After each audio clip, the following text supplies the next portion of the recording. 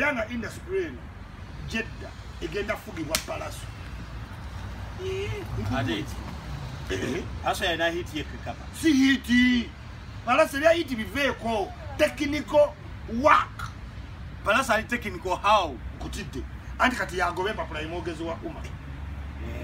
Kitufu. Ya singa hit.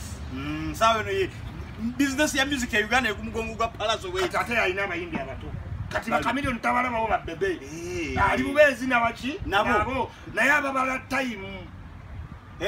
Akadde konna. Yababazi ngaye bebe kulu. Bangamba. Bebe kulu yakuto omwana wa Emirates. Oyakiriza.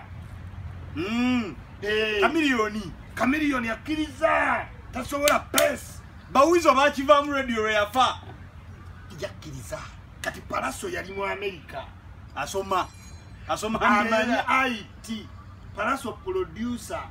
Palaso mukola computer waka mochi.